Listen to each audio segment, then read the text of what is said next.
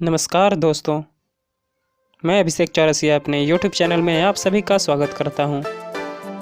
आज मैं फिज़िक्स के एक महत्वपूर्ण चैप्टर को डिस्कस करूंगा, वर्क, एनर्जी एंड पावर, कार्य, ऊर्जा और शक्ति।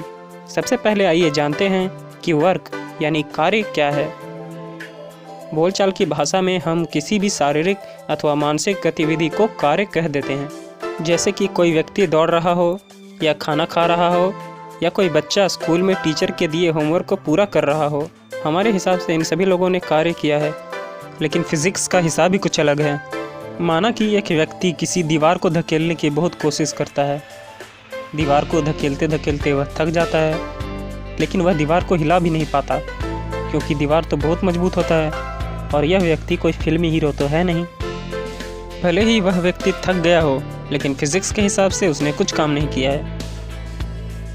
फिज़िक्स के हिसाब से कार्य किया गया है तब कहा जाता है जब दो चीज़ें उपस्थित हों, बल और उस बल के द्वारा किया गया विस्थापन। यानी कि अगर कोई बल किसी वस्तु को विस्थापित करता है तो कहा जाएगा कि कार्य हुआ है। हमारे उदाहरण में उस व्यक्ति ने बल तो बहुत लगाया, लेकिन दीवार हिला भी नहीं, तो दीवार का विस्थापन हुआ शून्य। इसीलिए उस व्यक्ति के द्वारा किया गया कार्य भी हुआ शून्य। Work is a scalar quantity. कार्य एक अदिश राशि है, यानी कि इसकी सिर्फ मात्रा होती है और कोई दिशा नहीं होती है। आइए कुछ केस देखते हैं। केस 1, बल और विस्थापन एक ही दिशा में। अगर बल और विस्थापन एक ही दिशा में होते हैं तो दोनों के बीच का कोण हुआ 0 डिग्री। W बराबर Fs, जहाँ W यानी कार्य, F यानी बल, S यानी विस्थापन। आप देख रहे होंगे कि F और S के ऊपर तीर का निशान लगा है। यह तीर का निशान दर्शाता है कि बल और विस्थापन दोनों सदिश राशियां हैं, यानी कि बल और विस्थापन में परिमाण के साथ साथ दिशा भी होती है। इस दिशा को यहाँ दोनों के बीच के कोण से कैलकुलेट किया जाएगा।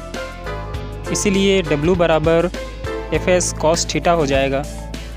अब यहाँ थीटा यानी कोण का मान 0 डिग्री है, इसलिए cos थीटा का मान हो जाएगा 1। इसीलिए W बराबर F गुणा S। इसका मतलब कि अगर बल और विस्थापन एक ही दिशा में होंगे तो उस बल के द्वारा किया गया कार्य सबसे अधिक होगा। दूसरा केस, अगर बल और विस्थापन एक दूसरे के परपेंडिकुलर यानी लंबवत हैं। इस केस में दोनों के बीच का कोण 90 डिग्री होगा, इसलिए W बराबर Fs cos थीटा में थीटा का मान 90 डिग्री होगा और cos थीटा का मान 0 हो जाएगा। Fs के साथ 0 गुना करने पर W भी 0 हो जाएगा, यानी कि उस बल के द्वारा कुछ भी कार्य नहीं किया गया। केस 3, अगर बल और विस्थापन एक दूसरे के विपरीत दिशा में हों। इस केस में दोनों के बीच का कोण 180 डिग्री हो जाएगा। यहाँ W बराबर Fs cos थीटा में थीटा का मान 180 डिग्री होगा, इसलिए cos थीटा का मान हो जाएगा -1 और W बराबर -Fs।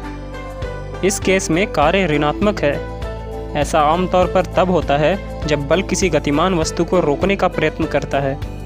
कार्य का SI मात्रक जूल होता है। 1 जूल कार्य से तात्पर्य है कि 1 न्यूटन का बल किसी वस्तु को 1 मीटर की दूरी तक विस्थापित करता है। 1 जूल बराबर 1 न्यूटन गुने 1 मीटर, यानी कि 1 न्यूटन मीटर, जिसे Nm से दर्शाया जाता है। CGS प्रणाली में कार्य का मात्रक अर्ग होता है। 1 जूल में 10⁷ अर्ग होता है। कार्य की और भी इकाइयाँ होती हैं, जैसे कि किलोग्राम मीटर।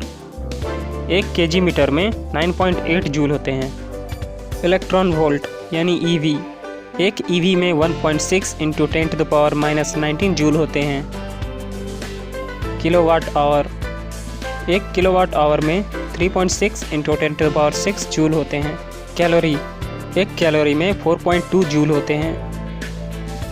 अब हम एनर्जी यानी ऊर्जा का मतलब समझेंगे। ऊर्जा किसी कार्य को करने की कुल क्षमता को दर्शाता है। अगर कोई व्यक्ति ज़्यादा कार्य करता है, इसका मतलब है कि वह व्यक्ति ज़्यादा ऊर्जावान है। ऊर्जा एक अदिश राशि है, यानी कि इसकी सिर्फ मात्रा होती है और कोई दिशा नहीं होती है। ऊर्जा का SI मात्रक जूल होता है। अब आपके मन में एक सवाल उठा होगा कि कार्य और ऊर्जा दोनों के मात्रक एक समान क्यों हैं, यानी कि जूल ही दोनों का मात्रक क्यों है।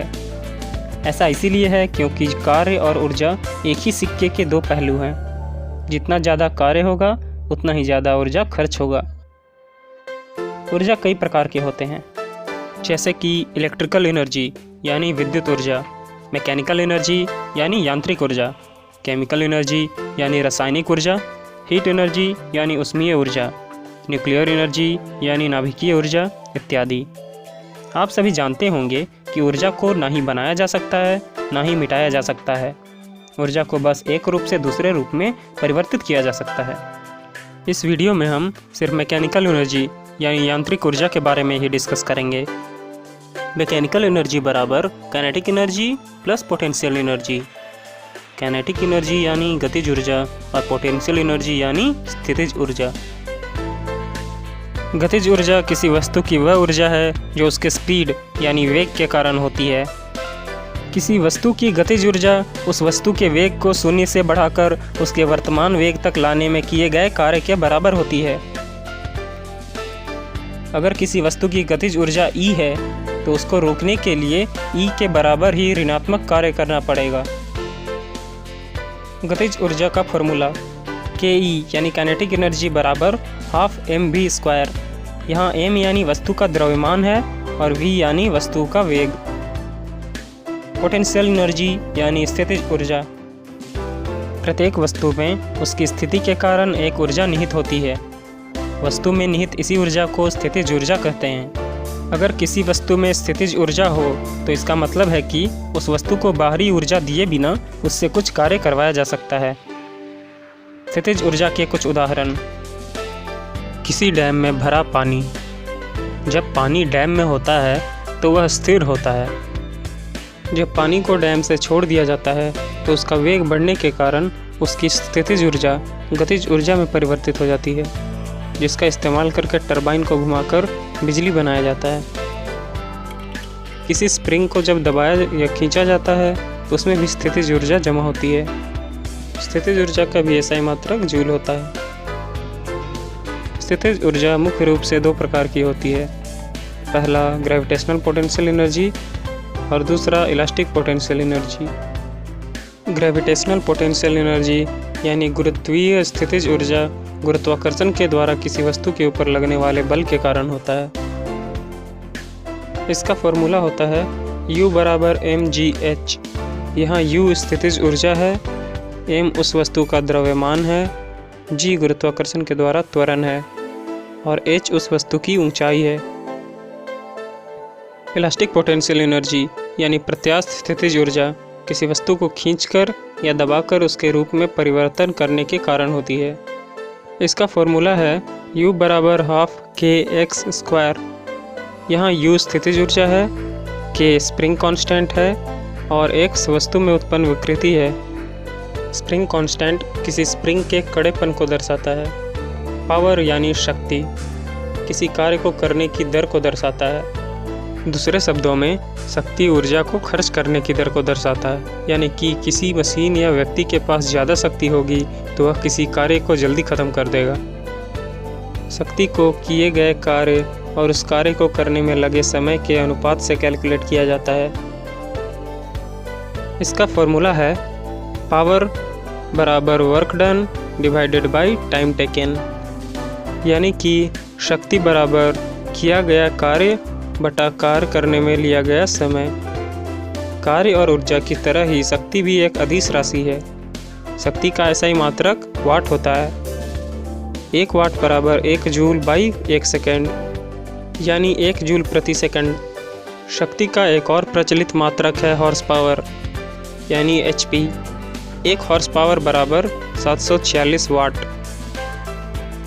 गुड बाय दोस्तों, आप सभी का वीडियो देखने के लिए धन्यवाद।